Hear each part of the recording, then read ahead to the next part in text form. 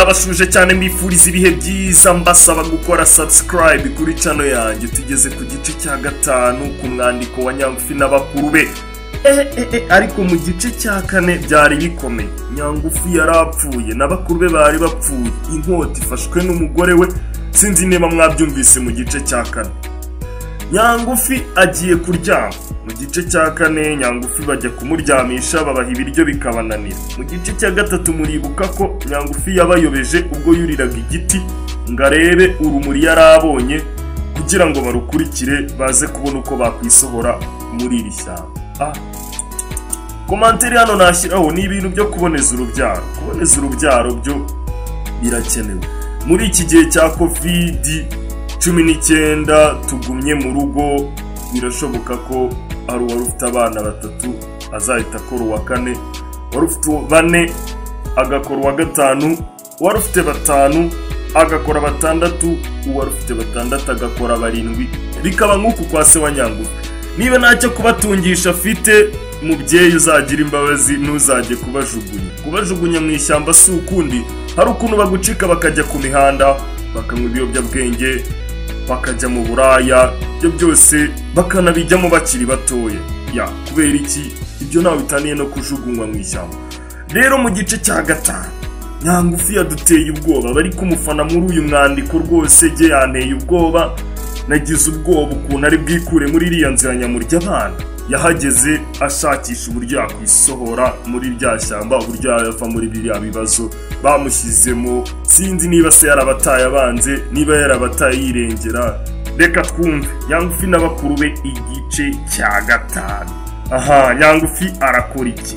Arabigenza gute kwa Nyamurya abana ko ahibereye afungiranye mu nzu ye, kandi Nyamurya abana yarangije kumubwira umugamba amufiteho? Reka twumve Nyangufi n'abakuru be igice cya 5. Nyangufi n'abakuru be igice cya 5.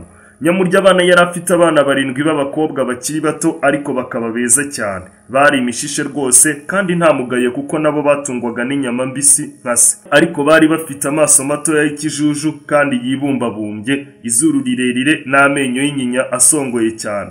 Bari bataramenya iby'ubugome, ariko wabonaga bari mu nzira zabyo kuko bari bamaze kumenya kuruma abana bato bakanyunyuzamo amaraso. Igihe Nyangufi n'abakuru be bazaga gusaba icumbi, abo bakobwa ba Nyamurya abana bari babaryamishije kare, kandi bose bari ku gitanda kimwe. Buri mwana yari atamirije ikamba rya zahabu mu mutwe.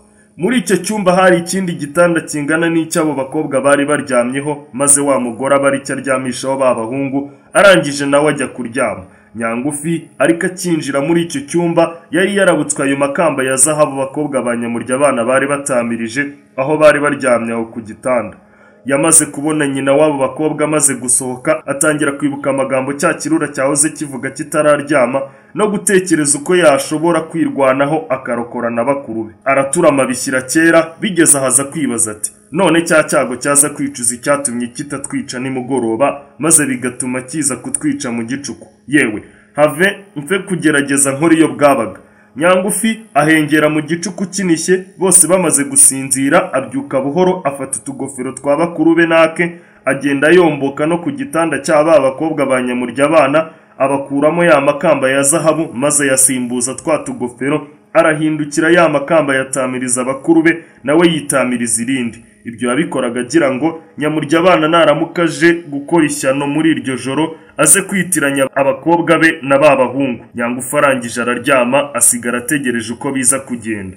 Uko yabikenze reka bizabe byo koko. Byamaze kugera mu gicuku gishyira inkoko, Nyamurya abana arakanguka atangira kwicuza icyatumye araranya umurimo yashoboraga gukora uwo munsi. Niko guhubuka kuburira afata cya gikota cye ati avenge gusura twatwo ntazi. Kwica umwe kandi byantinza, ikiruta nuko nabicira icyarimwe ngahera ku wa mbere nkageza ku wa nyuma, nkatishiye inkota yanjye mutantetereza.